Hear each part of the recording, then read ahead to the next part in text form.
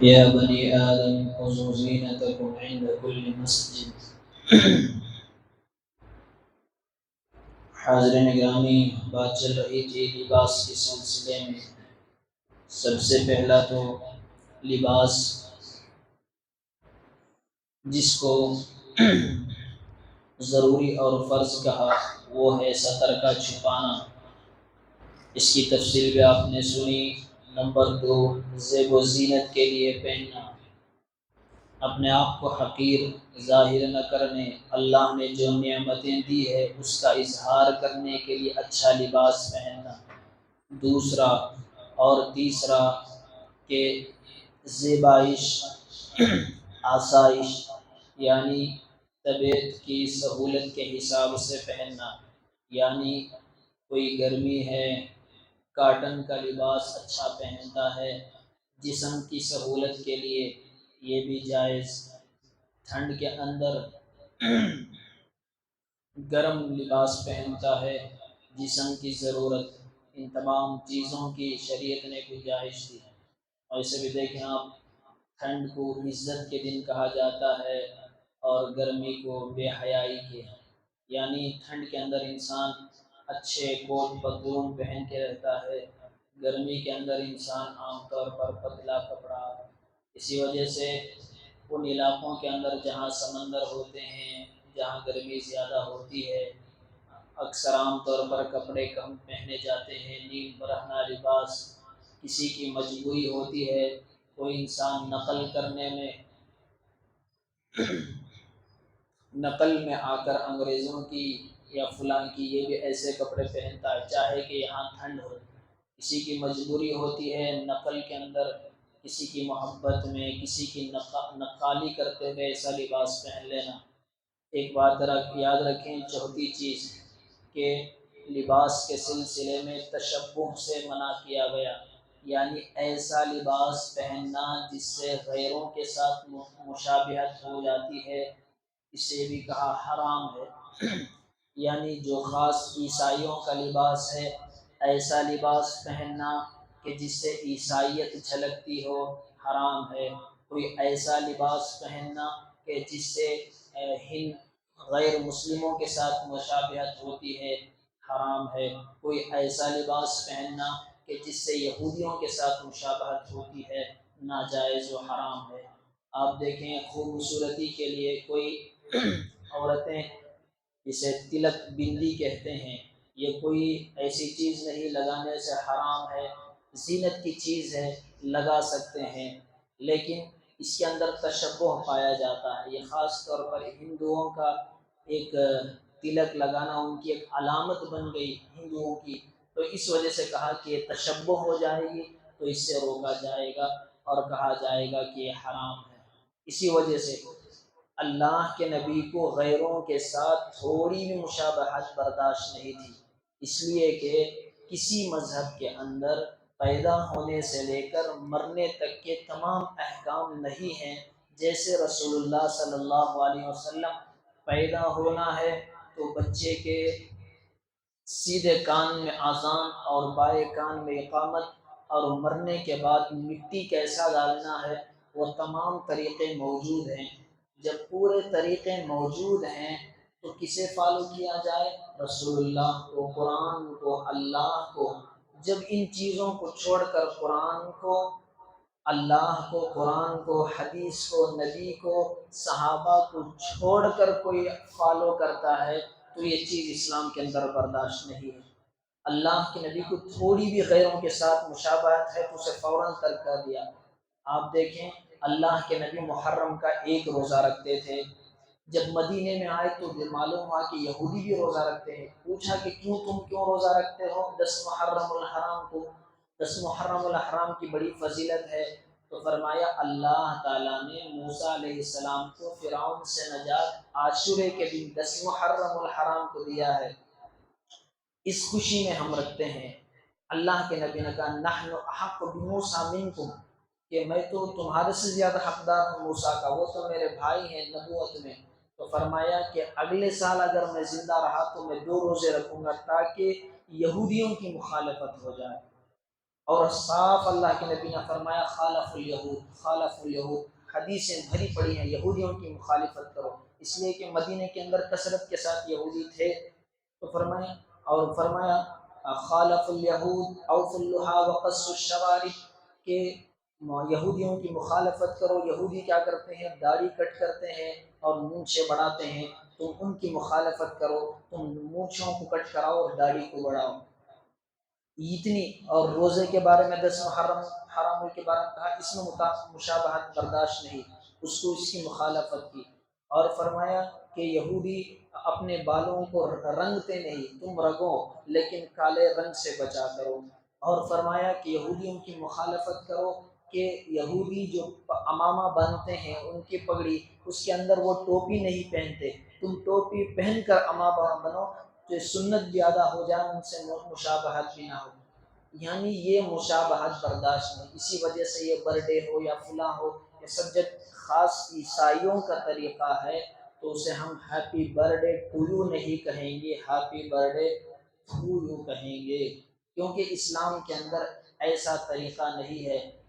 کیوں ہم آپ دیکھیں ایک باپ نے بچے کو پیدا کیا، سب چیزیں وہ دے رہا ہے، وہ باپ کی نقالی چھوڑ کر کسی غیر کی نقالی کرنے لگے اور کہے کہ مجھے یہ پسند آتا ہے، تو باپ کو غصہ آتا ہے، میں پیدا کیا، میں پرورش کر رہا ہوں، میں تیری اسکول کی فیس بھر رہا ہوں اور تجھے پسند میرا دوست ہے۔ تو اسی طرح اللہ تبارک و تعالیٰ فرماتے ہیں میں نے تجھے پیدا کیا، میں تجھے روزی دیتا ہوں، میں تجھے موت دیتا ہوں، میں تجھے حیات دیتا ہوں، بیمار ہو جائے صحت میں دیتا ہوں، تیری تکالیف کو دور میں کرتا ہوں، تو غریب تو میں مال میں تجھے دیتا ہوں، اور تجھ کو پسند کس کا ہے طریقہ؟ یہودیوں کا۔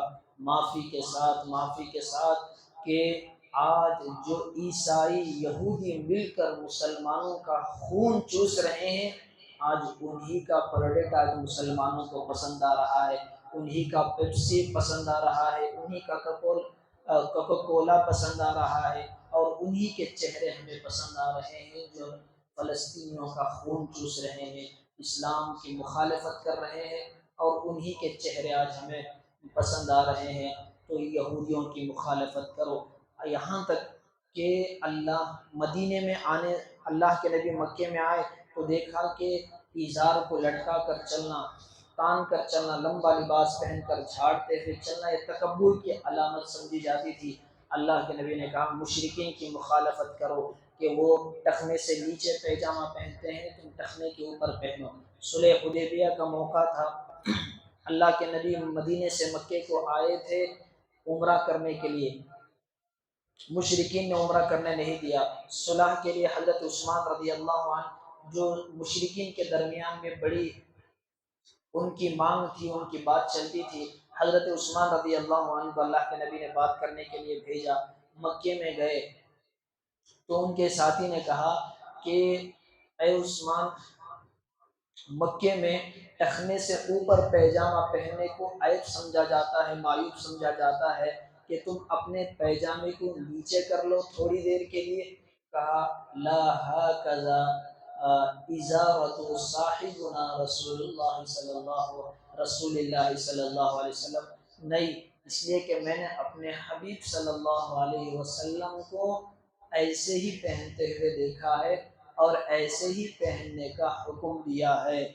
تو اتنی بھی مخالفت پسند نہیں تھی غیروں کے ساتھ، لیکن افسوس کہ مسلمانوں کے پاس آپ دیکھیں یہودیوں کے پاس مکمل طریقہ نہیں ہے۔ کیوں نہیں ہے؟ اس لیے انہوں نے تورات ہی کو بدل دی۔ مثال کے طور پر جو زنا کرتا ہے اسے پتھروں سے مار کر رجم کرنے کا حکم جو اسلام میں ہے ان کے اندر بھی تھا، لیکن انہوں نے دیکھا کہ سختائی سے بدل کر 50 کوڑے مار کر چھوڑ دیے جائیں، یعنی جو سخت احکامات تھے اس کے اندر رد و بدل کر دی۔ اسی وجہ سے اگر آپ انجیل بائبل اٹھائیں امریکہ کی اور یوروپ کی اٹھا کر ملائیں، 100 ممالک ہیں، 100 جگہ کی تورات الگ الگ ہے، 100 جگہ کی انجیل الگ الگ ہے، 100 جگہ کی بائبل الگ الگ ہے، یعنی اپنے اپنے لیے جو پسند آئی وہ کتاب بنا لی۔ لیکن آپ دیکھیں قرآن ایک ایسے جامع کتاب ہے، 1500 سال کا عرصہ گزر رہا، ایک حرف بھی اس کے اندر نہیں بدلا، یعنی ایسے جامع کتاب، یعنی 1400 سال پہلے بچہ پیدا ہوا تو اس کا بھی یہی طریقہ تھا، کان میں اذان دینا اور ایک کان میں اقامت دینا، شہد چٹانا اور مرنے کے بعد فنا فنا کیا کرنا۔ وہی طریقہ آج بھی چلا آ رہا ہے۔ جس کے پاس سب کچھ طریقہ ہو وہ چھوڑ کر جس کے پاس طریقہ ہی نہیں ہے کہ کوئی یہاں سے پینٹ پھاڑ لیا تو یہ بھی پھاڑ لیا، اور کوئی کسی سے لمبا کرتا پہن لیا تو لمبا پہن لیا، کسی نے اس طرح کے بال کاٹ لیے تو اس طرح سے کاٹ لیے۔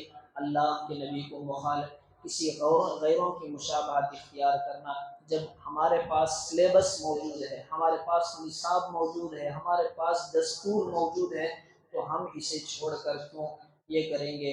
تو ایک چند دن پہلے امت شاہ وزیر داخلہ کا ایک یہ آیا کہ اگر آپ اسلام پر چلنا ہے تو تم مکمل چلو، کیسے تم سے ہر لا کو، سول لا کو، سب کو بھی لا کرو، صرف شادیاں کرنے کے لیے تمہارے لیے شریعت ہے اور دوسری چیزوں کے لیے تمہارے پاس شریعت نہیں ہے۔ تو ہم کہتے ہیں کہ بھی ہائے، اگر واقعی میں اگر لانا چاہتے ہو اسلامی لا کو نافذ کر دو، اس لیے کہ مسلمان اس سے بھی خوش ہیں، بہترین طریقہ ہے۔ صرف مسلمانوں کے اندر نہیں، سارے ہندوستان کے اندر اگر اسلامی لا قائم کر دیا جائے، اسلام کا لا قائم کر، سارے ہندوستان کے اندر ہندو ہندو ہی رہے، جین جین ہی رہے، سکھ سکھ ہی رہے، بدھسٹ بدھسٹ ہی رہے، غیر مسلم غیر مسلم ہی رہے، عیسائی عیسائی ہی رہے، پارسی پارسی ہی رہے، لیکن قانون اسلام کا رہے، تو ایسا امن و امان ہوگا اسلام کے اندر کہ کتنے لوگوں کا قتل عام ہو رہا ہے، کوئی پوچھنے والا نہیں، کوئی ایک کسی کی انگلی بھی کاٹ دے تو اس کے بدلے میں اس کی انگلی کاٹی جائے گی۔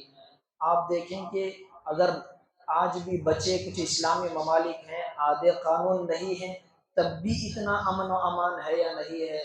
اتنی چوریاں نہیں ہیں جتنی یہاں ہے، اتنی زنا نہیں ہے جتنے یہاں پر ہیں۔ کیسا قانون؟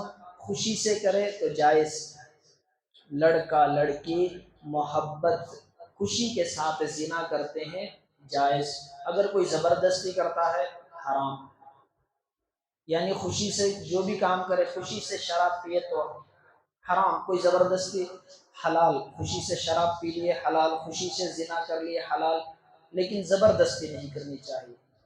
یہ ہے قانون، اسلام نافذ کرو۔ صرف ہندوستان کے اندر سال میں ہندوستان میں شراب پی کر جو ایکسیڈنٹ ہوتے ہیں کم از کم 10,000 کی تعداد ہوگی، جو شراب پی کر چلا کر ایکسیڈنٹ ہوتے ہیں 10,000 تعداد۔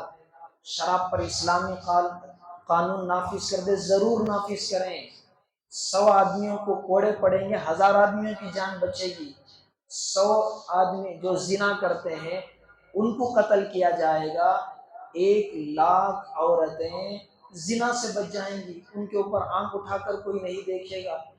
ہاں ضرور نافذ کرے، کہ کوئی ہمیں ڈرا کر دکھا رہا ہے، ہم کہاں کہہ رہے ہیں، اسلامی قانون کو لا کو ضرور نافذ کریں، اسلام مسلمانوں کی بھی تھوڑی آنکھیں کھل جائیں گی۔ لیکن اسلام ایک ایسا ہے، نہ اسلام کا قانون دہشت گردی کا ہے، بلکہ ان کو دیکھتے ہی دہشت ہوتی ہے، تو اس وجہ سے انہیں دہشت محسوس ہوتی ہے۔ تو بہرحال اللہ کے نبی نے لباس کے سلسلے میں آج بات کہہ کے ختم کرو، انشاءاللہ کل دوسری سنتیں ہم عرض کریں گے۔ تو سب سے پہلی بات یہ ہے کہ انسان جو سطر کو چھپانا ہے وہ فرض ہے، دوسرا زیب و زینت کے لیے یہ بھی جائز ہے، تیسرا آسائش کے لیے یعنی اچھا دکھنے کے لیے ریمنڈس کا کپڑا پہنتا ہے۔ ہم یہ سمجھتے ہیں کالی کملے والے مشہور کر دیا اللہ کے نبی کے بارے میں، یعنی اللہ کے نبی موٹی کمبل اوڑھتے تھے، فلاں تھے۔ ایک روایت ہے جس کے اندر اللہ کے نبی نے 2000 دینار کی چادر پہنی ہے، 2000 دینار کی، 1 دینار 4 گرام سونے کا، اتنی قیمتی چادر، یعنی پہن کر بتایا اللہ نے سہولت دی ہے تو پہنے، اس کے اندر کوئی حرج نہیں ہے۔ لیکن ایک بات یاد رکھیں کہ آسائش بھی جائز ہے، رہائش جائز ہے، زیبائش جائز ہے، لیکن آرائش جائز، نمائش جائز نہیں، یعنی دکھلاوا۔ اس وجہ سے پہننا کہ میں ایسا کپڑا پہنوں کہ محلے میں کسی کے پاس ایسا کپڑا نہ ہو، میں ایسا کپڑا پہن کے جاؤں شادی کے اندر کہ لوگ مجھے دیکھیں اور پوچھیں کہ بھائی کہاں سے سلایا کپڑا، یہ نیت ہے تو یہ نیت حرام ہے۔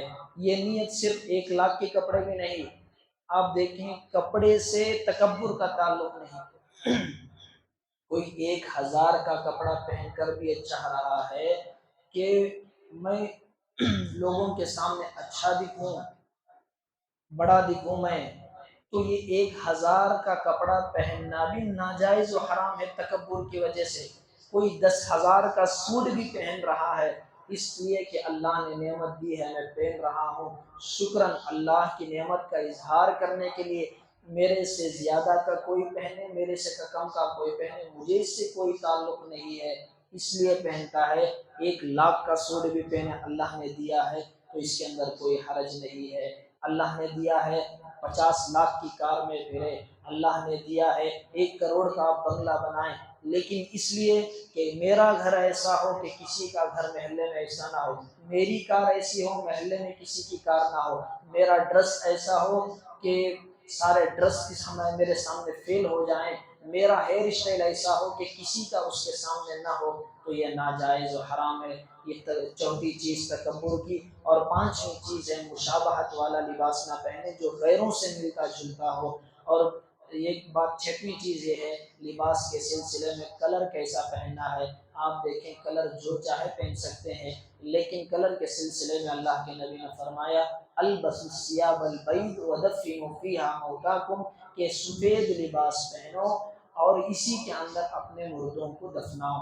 آج ہم مرنے کے بعد تو یہ سنت عمل کر رہے ہیں، زندگی میں بعض لوگ ایسے ہوتے ہیں ان کو سفید لباس سے نفرت ہوتی ہے، سفید لباس پہننا چاہیے۔ اس کی حکمت یہ بھی ہے کہ سفید لباس پہنتے ہیں اس میں تھوڑا بھی میل لگ جاتا ہے فوراً بدلنا پڑتا ہے، کالا لباس پہنا ہے دوسرا لباس پہنا ہے کتنا بھی میلا ہو اس کے اندر میلا اس کی گندگی ظاہر نہیں ہوتی، اس وجہ سے اکثر اللہ کے نبی سفید پہنتے تھے۔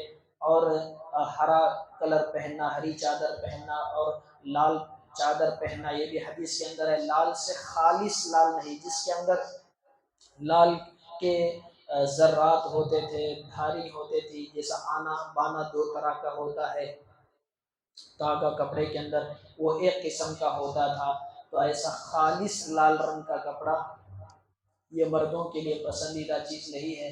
اس کے علاوہ جو چاہے انسان پہنے، لیکن سفید لباس پہنے، کم از کم جمعہ میں 1 مرتبہ پہنے، عیدین میں پہنے، اللہ کے نبی کو پسند تھا۔